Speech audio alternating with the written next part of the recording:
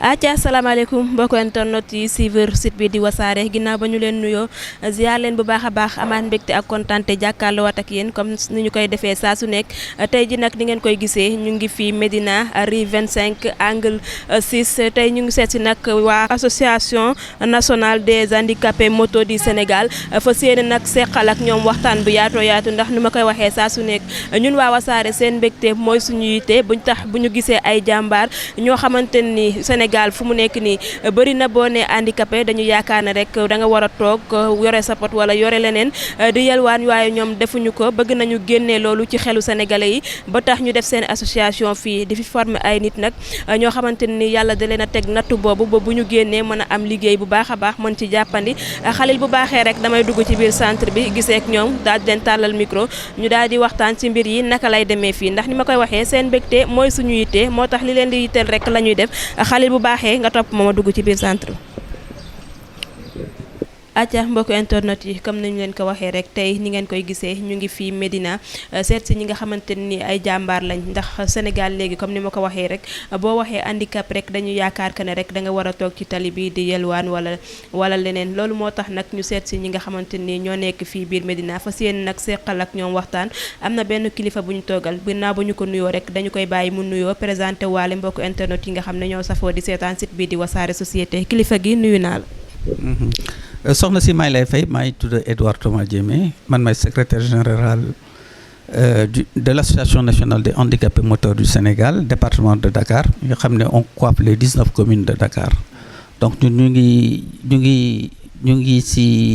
ñu ngi jàppale ñu ngi benn association bi nga xam ne dañuy défendre les droits des personnes handicapées ensuite di xeex pour seen insertion socio-économique au niveau du Sénégal voilà globalement ce que nous faisons. waa wasaare ñëw seet si leen fas yéene xam fii rek liggéey bi mbir yi naka lay demee exactement. En fait fii benn centre de formation et de travail mi nga xam ne waaye laago yi nga xam ne handicapé moteur moo leen daf c'est-à-dire duñu mën a mouvoir comme il faut donc xam nga yenn saa yi gars ils ont benn perception que handicapé rek mooy ñu jàppale ko et cetera or maintenant on a changé de paradigme.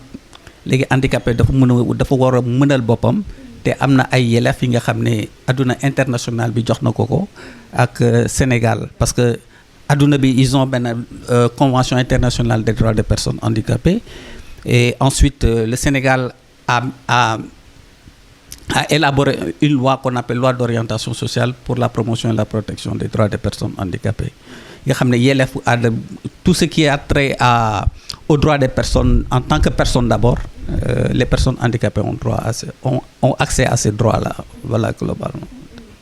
D'accord liggéey bi naka lay demee fii ak école. Par exemple dañuy défendre intérêt personnes handicapées yi ensuite former leen. Créer activité génératrice de revenus di ngeen ñëwee fii xam ngeen am na benn boutique ci kanam nga xam ne femmes handicapées yi ñoo koy gérer ci biir am na benn sérigraphie bi nga xam ne góor yi ñoo fay liggéey ensuite dañuy def benn plaidoyer au niveau des autorités pour su nekkee ne suñu membres yi am nañu ay diplômes wala ay aptitudes professionnelles ñu xool nag lañu leen di insérer dans le circuit socio-économique. Voilà global et on fait des plaidoyers pour que état bi gën a gëstu personnes handicapées pour mieux les autonomiser et l'application effective de leurs droits voilà globalement.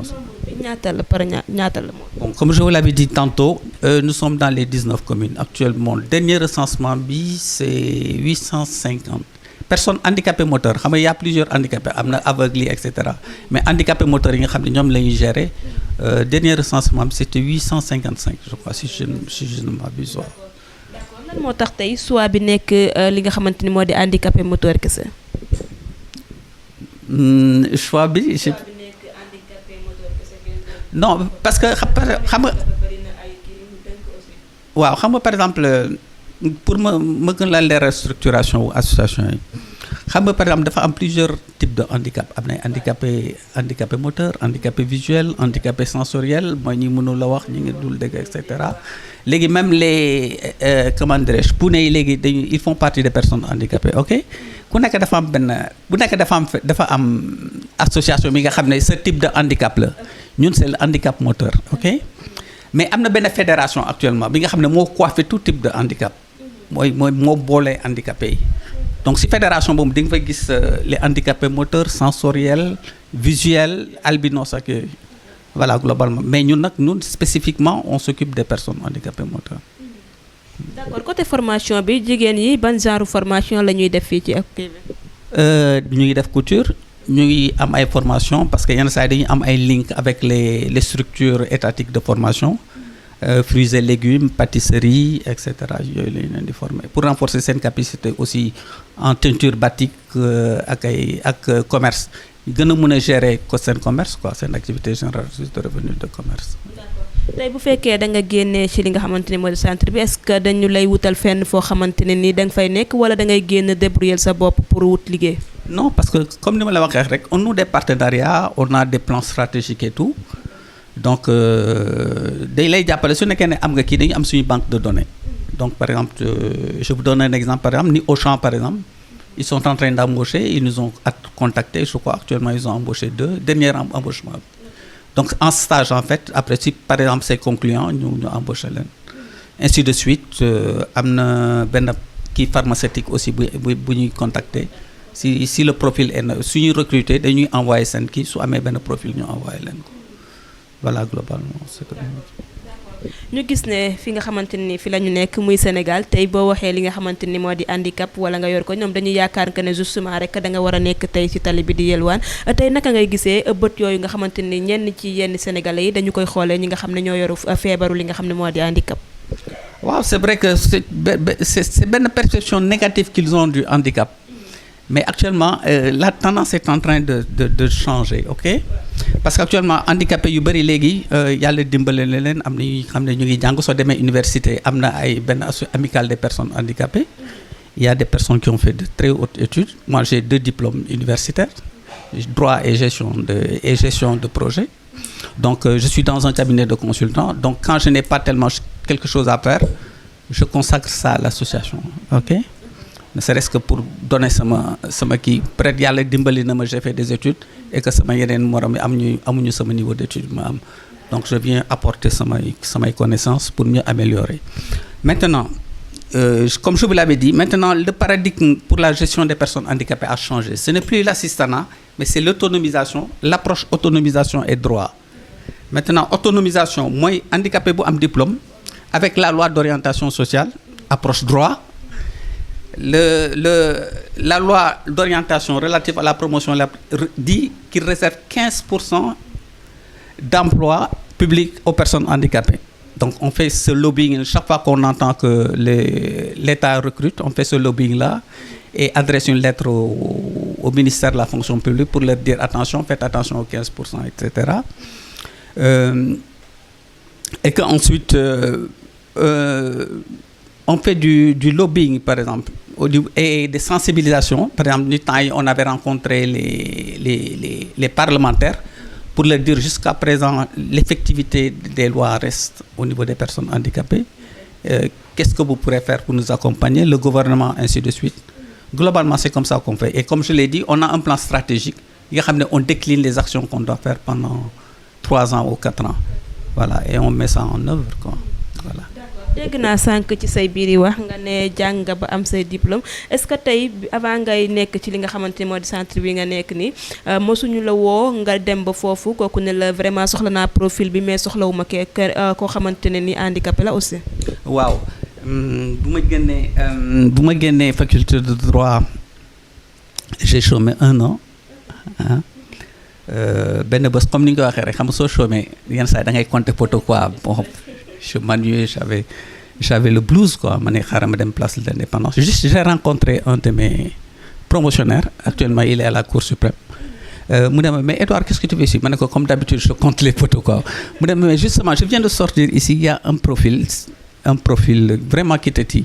Va faire ta demande, dugal ci sa CV. Donc je suis rentré, j'ai écrit et tout. Je l'ai déposé à 15h.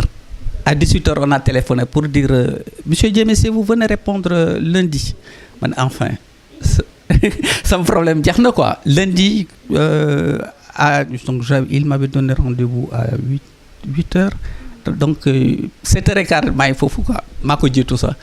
Wow. Après, il y avait son assistante, quoi. Mu recevoir ma. Après, mu ñëw quoi. Bu mu duggee mu concerté wu ak assistante am après mu gën quoi. Après juste mu ne mais monsieur Diémé n'est pas encore là. Mu ne ko c'est celui-là mu xoolaat ma duggaat. Mu ne c'est vous monsieur Diémé. Mu ne ko oui c'est moi. Mu ne venez. Mu ne mais monsieur Diémé j'ai vu c'est vraiment votre profil. C'est pourquoi quand vous avez déposé on vous a téléphoné vers 18h pour vous dire de venir faire l'entretien. Mais malheureusement, moi, je ne prends pas de personne handicapée. Vous avez vu? Donc, c'est cette perception-là qu'on a. Mais nous, actuellement, on fait du lobbying et on fait du plaidoyer pour leur dire, même si vous avez cette perception-là, mais essayez de les prendre en charge pour voir. Si c'est concluant, c'est tant mieux. Si ce n'est pas concluant, on fait une évaluation pour voir pourquoi ça ne marche pas. Mais quand même, ils ont une perception négative de la personne handicapée. waajil bi mu la waxee loolu te nga nekkoon koo xamante ni yaa ngi doon chemin mu woo la nga teg yaakaar du ma ne sax yaakaar mais da nga yaakaaroon ko ni tey boo demee di nga liggéey foofu d'après bi mu la waxee loolu lan la def si yow exact. Mais ça me fait un choc parce que au niveau j'ai été c'est ça ma force aussi, j'ai été inclus au niveau de ma famille, donc on traitait les mêmes sur un même pied d'égalité que les autres qui sont valides. Ça c'est la première fois que j'ai vu cette discrimination-là, parce que j'ai fait mes études au Sacré-Cœur et tout, je n'ai pas été dans une école spécialisée, donc ça me corrige chef de manière inclusive. Et quand par exemple j'ai entendu ce mot-là, ça m'a fait un choc, c'était un peu choquant. Mais c'est après, par exemple, il y avait l'État qui avait initié un programme insertion et réinsertion des personnes handicapées, étant pour moi des jeunes. Après, ils m'ont contacté, j'ai eu la chance de rencontrer un Belge. Il était conseiller technique au niveau du BIT, il m'a donné une bourse. C'est là où j'ai fait gestion de projet au niveau du CESAC. Après, j'ai travaillé dans les ONG. Maintenant, je suis dans un cabinet de consultants. Voilà. D'accord. Gis nañu wax nga ko yàlla may na la ci li nga xamante ni jàppandi nga ci waaye ba tey ñu ñëw ci côté li nga xamante ni moo di askan bi gis nañu bu ñu gisee nga yor li nga xamante ni moo di chaise roulante rek li ñu war a def mooy yëkkati xaalis jox la jàppeele ko sarax moom bu fekkee da ngay doxi say soxla wala leneen dañu yaakaar que ne rek da ngay yelwaan est-ce que genre yu mel noonu mës na la dal wala. Mais chaque jour presque. Madame, chaque jour. Parce que par exemple, quand je ne vais pas au cabinet et que quand je suis là, moi je marche avec des béquets, des appareils et tout, ok? Quand je suis là, je dis qui la chaise roulante, etc.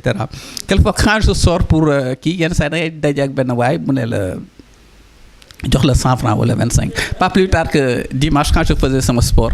Mais pour me maintenir, pour liengal sama yaram ak yoy quoi. Ben boy, je crois, il doit avoir quelque chose comme 15 ans, jox ma 100 francs. Ma ne ko boy kay. Ma ne ko boy, gis nga bu len gis rek koy ki ngeen foné c'est une nécessité. Ma ne ko moi je suis un cadre supérieur. Moi je suis un cadre supérieur. Peut-être yéné bi nga am, mais enfin je l'ai sensibilisé pour lui dire que handicap, cela ne veut pas dire nécessité ou une personne qui doit être assistée en fait. Donc c'est ça, c'est cette perception-là que les gens ont. Mais au fur et à mesure, nous on est en train de faire des plaidoyers ou bien des activités de sensibilisation. On donne des modèles. En dehors de moi, par exemple, vous avez vu, par exemple, son représentant au niveau du Conseil économique, social et environnemental, c'est une sourde-muette. Mais elle était, elle était dans un organisme international. Yatma Fall, il enseigne à l'université. Voilà, donc c'est ces exemples-là qu'on donne aux parents pour leur dire, mais voilà, il y a des personnes qui se prennent en charge en tant que personnes handicapées qui n'ont pas besoin des autres. Voilà. tey boo amoon message booy lancé jëmale ko ci yenn parents yi parce que ñoom bu ñu amee doom ñu yor li nga xamante ni moo di handicap rek yàlla manqué leen ci seenu cër dañuy ñàkk maanaam dañuy yaakaar ne seen doom boobu mënul tekki wala mënul am ci leen loo xamante ni dina ci mën a jàpp daal tey boo amoon message booy lancé jëmale ko ci ñoom ban message lay doon. message bi mooy ñu génnee seen doom yi.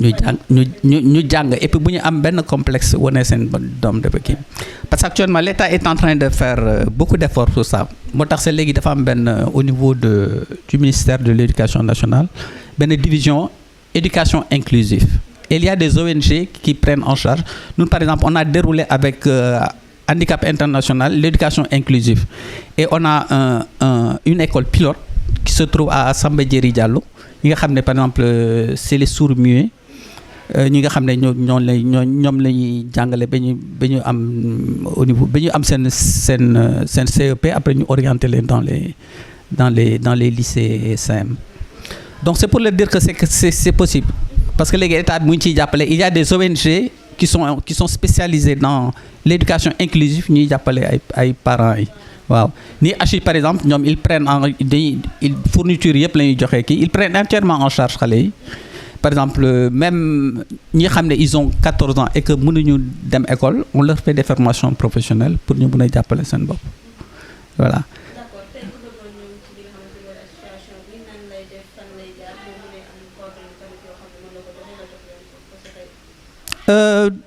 li ñuy def mooy ñëw rek fii cotiser jël seen membre seen carte de membre. cotisation bi ñaata la. c'est 2000 francs am seen carte de membre et aussi wax leen ne en dehors de ni ñuy adhérer au niveau de l'association nationale des personnes handicapées moteurs su nekkee ne ay laago lañu l'État maintenant day joxe carte d'égalité des chances donc carte d'égalité des chances ça te permet d'avoir accès aux services sociaux de base santé éducation gratuitement nga xam ne État moo ko jël ak bourse familiale bi généralement. donc ku ñëw adhéré tey il a les mêmes droits que man mi nga xam ne depuis ma nekkee étudiant la adhéré voilà.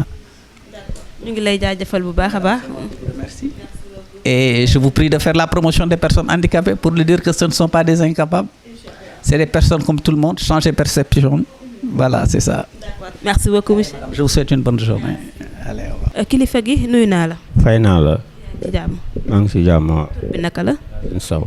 Sine Sow tey ñu ñëw seet si leen ñëw fekk leen ci li nga xamante ni moo di liggéey bi ñu bëggoon xam liggéey bi fii ci centre bi naka la fiy demee exactement. ñu am na sérigraphie am na ñuy jaay boutique fii am na maire bi day ñëw fii wax moom ñoo fi nekk diñ liggéey ñeneen ñu ngi si biir daal di liggéey waaw ñu ne balit yi benn lañu daal ñooy dem fu nekk di ànd ak ñoom waaw. est-ce que liggéey bi yomb na ci seeni côté. yomb na suñu côté kay jafewul dara waaw. tey gis nañu ci Sénégal bi ñu nekk nii boo yoree benn feebaru li nga xamante ni moo di handicapé rek dañuy jàpp que ne rek da nga war a nekk ci mbedd mi wala ci tali bi di yelwaan mais gis nañu ñëw fekk leen ngeen nekk ci li nga xamante ni moo di seen bërëbu liggéeyukaay naka ngay gisee yenn saa regard boobu nga xam ne sénégalais yi dañ koy seet maanaam dañ koy xool ñi nga xam ne dañu yor feebaru handicap.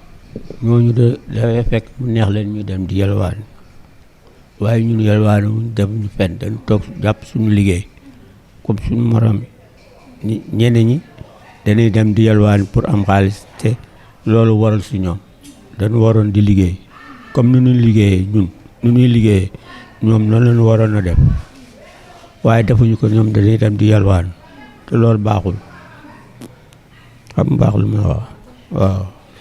da nga génn ci centre bi te nga am foo xamante ne di nga fi mën a jàppandu wala booy génn ñoom dinañ la jàppale pour nga am yenn moyens yoo xam ne di nga si mën a jàpp sa liggéey. non man damay liggéey bu ma génnee dama dem seet sama famille toog waxtaan ak ñoom boo fa jógee dellu si waat fii liggéey loolu laay def daal. liggéey bi par ñaata heure la ban heure ngeen di xëy ban heure ngeen di wàcc aussi. fii léeg-léeg ma toog ba ay 1 heure wala 2 heures daal di liggéey fii ñun ñëpp benn lañu dañuy foo di waxtaan di ree di kap lu nekk la ñuy def fii comprendre nga baax lu mu waaw jeex na. d'accord tonton ñu ngi lay jaajëfal bu baax a baax boo amoon message boo xam ne da nga koy lancer jëmale ko ci askan wi ban message lay doon. maa ngi lancer nit ñi handicapé yi yalwaan ñu bàyyi yalwaan dem wuti liggéey toog jàpp seen bopp liggéey moo gën yalwaan bi yalwaan baaxul waaw. merci beaucoup. merci jërëjëf waaw. ma leen ko waxee am na benn tata boo xam ne tamit ñu ngi toog ak moom dañu koy bàyyi rek mu nuyoo présenté wu bu ko defee ñu daal di xuus dugg ci waxtaan bi tata gannaaw ba ñu la nuyoo ñu bàyyi la nga nuyoo ak mbokku internet yi nga xam ne ñoo safoo di seetaan site bi di Wassare rek présenté waale en même temps. salaamaaleykum maa ngi nuyu internet bi yëpp di nuyu samay mbokk handicapé yëpp maa ngi leen di nuyu di leen ziar di nuyu département de Dakar ñëpp maa ngi leen di nuyu di leen ziar. d'accord tey tata ñu ñëw ci centre bi fii seet si leen bëgg xam liggéey bi fii naka lay demee exactement. liggéey bi nag moom association la association bi nag yàgg na ci sunuy maam la woon sax laay wax ba ñun tey ñun ñoo ci jot. waaw ñun ñu ngi nekk fii ñun ñoo nekk Médina cellule Médina waaw sunu président mu ngi tudd Babacar Mbaye waaw kii bi présidente bi mu ngi tudd Yacine Ndiaye Koné man maa topp ci Yacine Ndiaye maa ngi tudd Aïssatou Diouf. d'accord fii association bi ban genre liggéey moo fi am. association bi liggéey bi fi am liggéeyu kii la nu mu tuddati bénévole la fayuñu kenn mbooloo moo ko moom. waaw mbooloo moom liggéey bi dañuy liggéey ñun ñëpp ñu bokk bitig bii nga gis ni association bee ko moom dañuy liggéey pour association bi yëpp léeg-léeg am na tamit ñuy cuub fii am na comme ni nga ko waxee noonu paa bi ñëw am na ñuy ñëw foofu ak beneen maire bi ñëw foofu moom tamit voilà ku nekk daal am na ci looy yëngu. dañ lay former nga nekk ci bërëb bi ngay liggéeyee wala dañ lay former ba pare bàyyi la nga dem wutal liggéey sa bopp. waaw dañ lay former. dinañ la former di nga am benn niveau bi dinañ la jàngal formation dinañ la jàngal lépp loo xamee ne rek dina la mën a servir waaye nag ñoom duñ jox kenn liggéey voilà léegi-léeg nag ñu am ay ay foire yoo xamee ne di nga fa dem yóbbu say matériel ñu liggéey ñu ngi lijjanti daal mais ak xale yi am niveau ñu am niveau yi ñu ngi leen di wutal liggéey mais ñu comme suñu genre gi nga xam ne amuñu niveau ñun formation rek la ñuy jàngal. est-ce que tey bu ñu la formé bu fekkee duñu la wutal liggéey est-ce que am liggéey bi dina yomb ci seeni côté. am liggéey bi moom même bu fekkee du formé nañu tamit pour am liggéey bi déedéet xanaa da ngay liggéey rek sa ruq da ngay liggéey sa ruq rek foo dégg li ci des moom yow yaa koy mottali sa bopp bu baax a baax waaw. li ci des yaa koy mottali sa bopp yaay dem foo dégg séminaire ñëw am na nag association bi am na loo xam ne moom bu ci fekkee jaar na ci loxoom yow dinañ la woo carrément ne la ñëwal bokk ci séminaire bi waaw ñëwal bokk ci formation bi dinañ la yebal ngay dem da ngay gën a am culture daal di ngay gën a am culture bi nga xam ne da ngay gën a gëm sa bopp bi nga xamee ne jógee nga sa biir famille ak sa jom léegi ñoom am na lu ñuy def ci yow ba nga xam ne yow foo taxaw rek di nga xam savoir vivre daal di nga mën a demal sa bopp ci àdduna di nga mën a yore say doom di nga am éducation. d'accord ñu gis que Sénégal fii am nañu benn habitude boo xamante ni boo nee handicapé yàlla wàññi say cër lenn rek dañuy yaakaar que ne rek da nga war a nekk ci tali bi wala da nga war a taxaw taalal sa loxo di yelwaan naka ngeen di gisee bët yooyu nga xamante ni ñenn ci ay sénégalais ñu ngi koy xool ñi nga xamante ñoo yor wër laago. waaw parce que ñoom ñoo ko def rek nit ki moom da ngaa war a gëm sa bopp.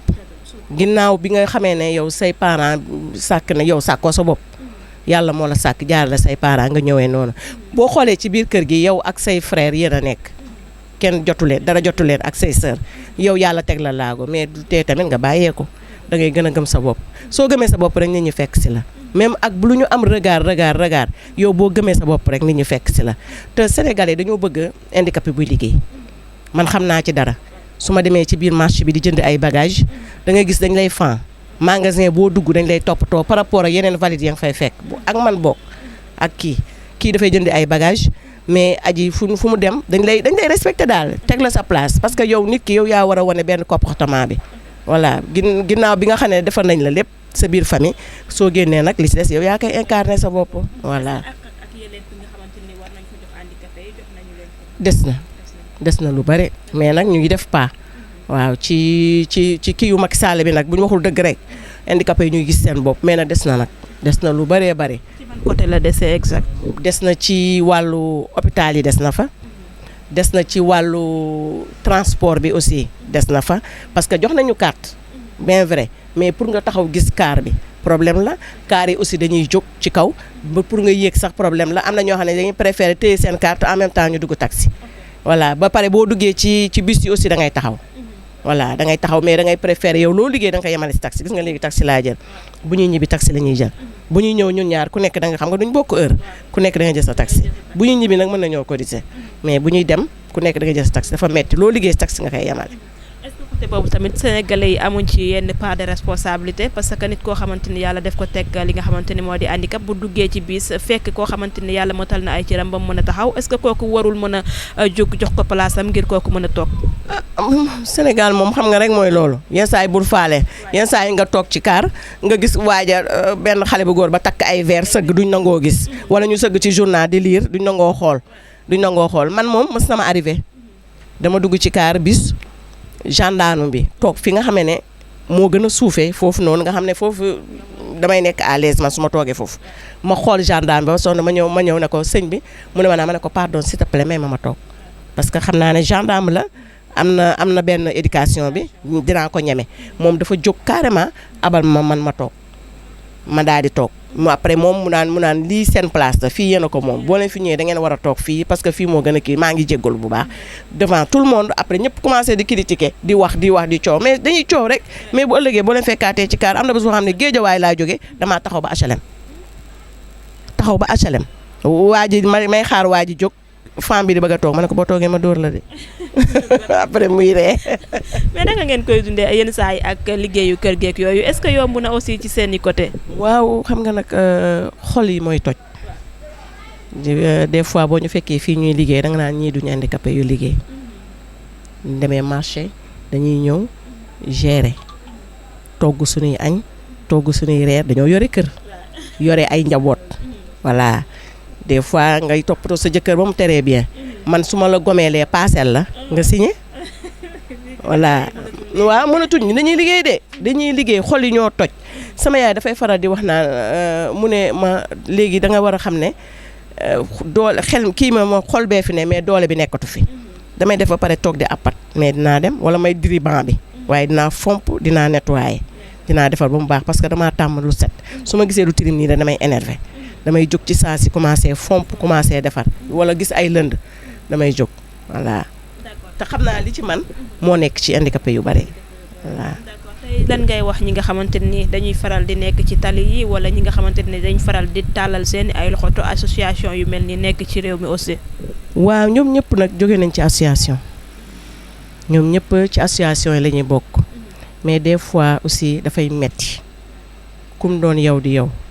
des fois éducation bi xëy na am na ñoo xam ne seen kii mayu leen ñu taxaw ci mbedd mi ñun ñii sax day metti ci ñun dañuy wàcc yenn saa yi duñu yore dërëm doo jaay te xam nañ ne commerce bi moom yëf yi day dëgër voilà di nga xëy soo ba ngoon gis nga taal bi ñuy lal dañuy lal di yenn saa yi di nga xool soo ba ngoon pour nga gis ku ne la ñaata day doon problème yow yaay obligé di ko def sax ay natt wala nit ki di jël di verser ndànk waaw ñi nga xamee nag dañuy yalwaan ñooñu mënoo leen a teree yalwaan parce que tamit amul luyaas dañuy fay courant boo leen jege woon dañuy fay courant dañuy fay ndox dañuy fay kii état bi tam ñu ngi leen di jàppale mais dañu leen waroon a jàppale bu rëy mais état rek mënu def yëpp fii Sénégal am na ay borom alal yu fi nekk ñooñu bu ñu rapproché état ñu wut benn kees boo xamee ne tey état mi ngi def 25000 mais bu ñu jëlee loolu dugal ko ci même kilifa diine yi aussi dañ cee war a dugal seen loxo parce que am na ci ñoo xam ne ñu ngi ci mbedd mi ak ku nekk am nga foo bokk. fi tool boo leen taalalee ñu ne Touba lañ dëkk nga taalalee ñu ne Kaolack lañ dëkk nga taalalee ñu ne Thiès lañ dëkk te ñëpp am na foo xamee ne laayeen gii am na fi nga xam ne ñu ne laayeen lañ mais ñoom ñëpp bu ñu jëlee seen taalibe yi ne leen teg leen fii dara weer bu nekk taalibe bu nekk na nga indi dara ñu jox ko handicapé yi mais handicapé yi dootuñu génnati état mënu def lépp ñëpp dañ ko war a fekk si ñu jàppale ko seen yalwaan gi génn ci biti mais du yalwaan bi du handicapé yi rek da nga gis ay jeeg yu ne fàcc ak seen i taat dara jotu leen ñu taxaw ci mbedd mi tàllal loxo di yelwaan man dama ne yelwaan bi man handicapé yi man awma lu ma leen wax parce que dañ ne amuñu moyen te mënuñoo dem di liggéey yenn liggéey yi wala ay responsable dañoo yore ay doom surtout seen doom yi man laa leen di gën a yërëmee parce que xale bi tey boo am ku la taxaw fee woo la nga jéggi fekki xale taalibe kii bi nga xale bi jéggi fekk kooku noonu ci oto yi imaginer après léegi boo ko ñàkkee kese ñaari yoon ñetti yoon xale bi après du am jom koo toroxal ñaari yoon dootu amati jom léegi su ko defee xale bi du am éducation de base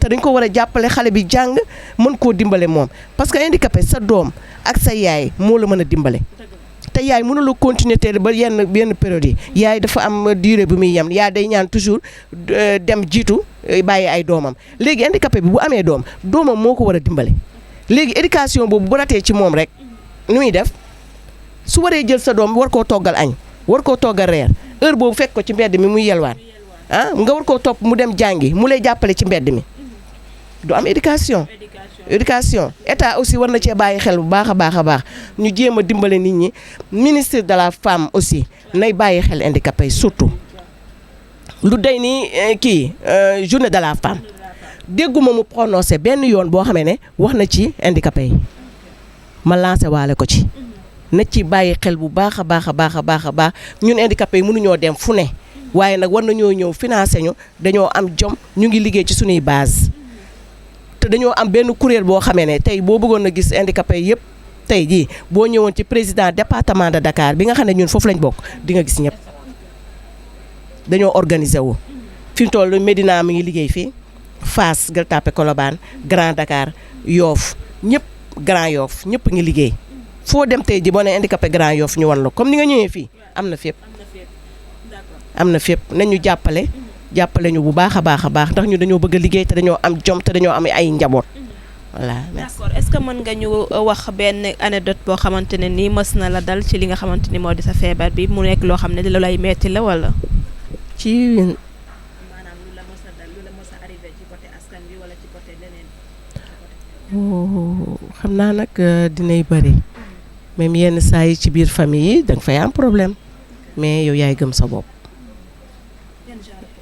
bon problème du mën a ñàkk ndax yàlla moom bu bindee ay nit yemalewut yow yaay mën a gérer mën a digérer ku taxaw ne man awma problème ba ma juddoo ba léegi waxoo dëgg ñëppay am problème mais yow yaay jéem a gérer say problème jéem a muñ te xam ne man damay wax toujours ne bu handicapé bu mu ne rek man dama nekk handicapé moo tax ñu may def lii non ñëppay am problème valide bi tey ji bu toogee ak yow wax la problème am nga jàpp sa gémmiñ ñëppay am problème yenn saa yi handicapé bi sax dina dund loo xam ne valide bi dund ko man dama ne nit moom la yàlla moo ñaalee problème mais problème bu mën a am rek yow na nga ko dékku na nga ko jéem a supporter man daal loolu laa wax. mais est-ce que mën nga ñu wax benn problème boo xam ne mës na la dal mu nekk loo xam ne mënoo koo fàtte aussi.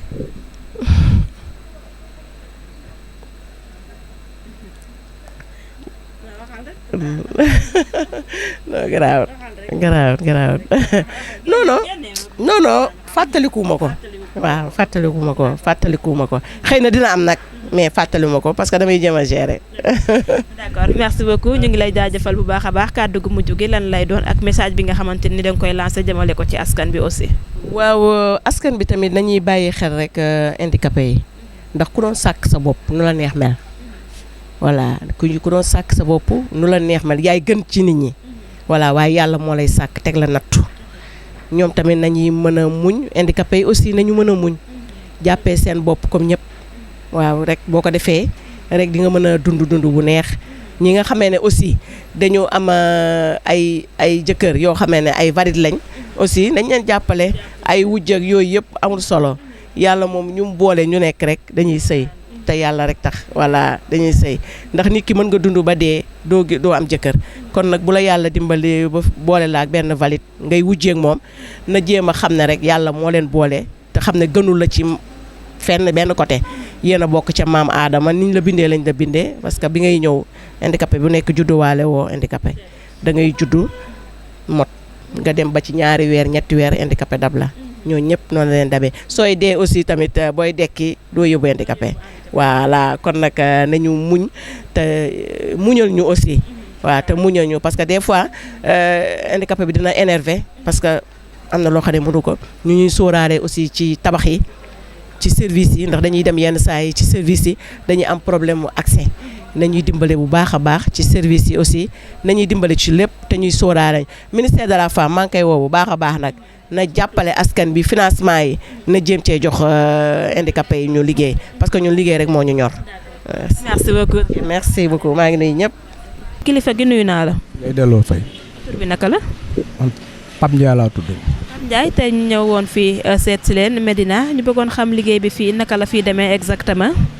liggéey bi man moom sérigraphe laa ci loolu rek laay mën a wax sérigraphe laay def. liggéey bi moom ay daanoo ko jóg la rek tey mu neex ëllëg mu naqari waaw. bañ ñun fii la ñuy liggéey ci biir dañuy indi liggéey jox ñu liggéey waaw. est-ce que liggéey bi yomb na ci seen côté aussi. par exemple. maanaam est-ce que yomb na toogaay bi wala leneen. toogaay bi ñàkk liggéey moom metti na moom. mais liggéey bi moom amul benn liggéey bu yomb. waaw da ngay jéem a góorgóorlu rek waaw. tey ñu ñëwoon seet si leen ginnaaw bi ñu déggee centre bi fi nga xamante ne fi la nekk ngeen nekk ñoo xamante ne ay jàmbaar ngeen di daan seen doole ñu gis société bi léegi ni ñuy xoolee ñi nga xamante ne ñoo yor wàllum wëy laago mooy ñu yàlla manqué seen i ay ñu gis dañu leen jàppee que ne rek dañu war a nekk di yelwaan wala ñu nekk ci koñ yi di tàllal loxo mais gis nañu lii fii loolu amu fi naka ngay gisee yenn saay xoolin boobu nga xamante ne société bi ñu ngi koy xool wëy laago yi. ak xoolin boobu moom ñu amul xel rek ñoo koy xoole ki amul tànk quoi mais handicap moom ñëpp tout le monde est handicap moo xam da ngay raam moo am kii dox sax am na benn handicap bu nekk ci moom mais mënu ko xam quoi peut-être ñun suñu bos moo feeñ parce que ñun ñooy jaar ci suuf moo tax waaw boobu laa gis. mais yenn saa yi boo gisee ñi nga xamante ne dañuy nekk di yalwaan est-ce que tamit ñooñu waruñu def comme yéen maanaam ñu mën a jàpp su leen loo xam ne mën nañ ci jàpp daal. waaw ça dépend parce que am na ñu nga xam ne ñii peut-être yalwaan dafa xaw a dafa yomb quoi peut-être mën na am ñoo xam ne yomb waaye boobu moo leen am nañ mais am na ñu nga xam ne ñii ñoom ñàkk pexe mooy tax ñu koy def waaw parce que léeg-léeg nga gis ay borom tànk yu nga xam ne dara dalu leen mais ñu ci tali bi dañu maa jàll de waaw. ay daal responsabilité jigéen waaw voilà c'est ça quoi waaw man loolu laa gis. d'accord liggéey bi fii exactement tey boo génnee ci li nga xamante ni fi nga nekk fii da ngay wut fenn foo xam ne da nga fiy jàpp wala. bu ma génnee par exemple. maanaam ci école formation bi. non xam nga sànq man nee naa la man nekkuma centre de formation man suma formation. bokkoo ci centre. non formation ñi fiy def formation ñëpp dem nañ peut-être ay booy valide comme ki taxawoon fii moom fi lay def formation waaw mais moom mu ngi fi quoi demagul peut-être amagul moyen pour dem. waaw am na ay xale yu nga xam ne ay valide lañ dañ leen di former fii par exemple ki mu doon waxal sànq bi léegi waaw moom sérigraphe la ñun ñoo ko former fii am na ñeneen ak ñeneen ñu fi jaar quoi am na ñu nga xam ne fi lañ jaar dem nañ ci yeneen atelier waaw. d'accord liggéey bi fii ban heure lay commencer ak ban heure ngeen di wàcc. matin au soir loolu léegi-léeg 24 heures sur 24 ça dépend ci liggéey bi quoi waaw. waaw bu fekkee am nga liggéey bu nga xam ne bii moom da nga ko war a kii moom dañuy toog liggéey ko ba mu jeex. amul wàcc waaw. waaw ni muy ñëw voilà. d'accord tey boo amoon message booy lancé jëmale ko ci askan wi ban message lay doon. askan wi xanaa ñu ñuy indil liggéey. parce que ñi ñuy indil liggéey moom bëriwul moom. waaw am na ñu nga xam ne ñii dañuy am liggéey mais dañuy préférer yóbbu ko feneen wala ñu jox ko ñeneen. te ñun ñu ngi fi te nag aussi affaire bi xëccoo yombul quoi. waaw bala ngay mën a xëccoo da ngay am doole bu amul doole doo mën a xëccoo quoi waaw. maanaam si côté liggéey bi daal yenn saa yi da ngay gis ñoo xamante ne liggéey bi nga xam ne moom la ñu bëgg yéen mën ngeen ko mais dañuy préférer dem joxi ko ñeneen. waaw expérience bi moom ak xaw ma naka lañ koy waxee expérience ak rigueur bi mu ngi fi mais travail bi moo ñëwul quoi c'est ça dañoo andiwul liggéey bu jox ñu pour ñu liggéey te nag. affaire bi doo ñun mënuñu bouger dem di ko jëli quoi waaw ñun ñi xam ne ñun mën nañ ko ñooñu ko war a indil am na ñu koy indil nag mais du ñëpp quoi waaw. est-ce que nguur gi tamit jàppale bi nga xamante ni mu ngi ko war na ko moom mu ngi koy def ci seen côté. jàppale comme naka par exemple. jàppale maanaam ñi nga xamante ni da ngeen a yor ay association di daan seen doole mu ngi leen di jàppale ci côté yëpp. côté ñun li ñu mun jàppale mooy côté liggéey ñun daal liggéey la ñu soxla waaw. leneen loo ñu mën a jàppalee lu indi ñu liggéey jàpp parce que boo ñu indilee liggéey ñu liggéey rek dootuñu soxla jàppale quoi voilà. maanaam ni ko olof di waxee maanaam ku lay may jën chaque jour daal mu jàngal li ñuy nappee ko gën. moo gën voilà c'est ça. d'accord merci beaucoup tonton kàddu gu mujj gi lan lay doon. ana di kontaan ci ñëw bi ngeen fi ñëw rek di leen remercier quoi merci beaucoup. merci beaucoup. ok.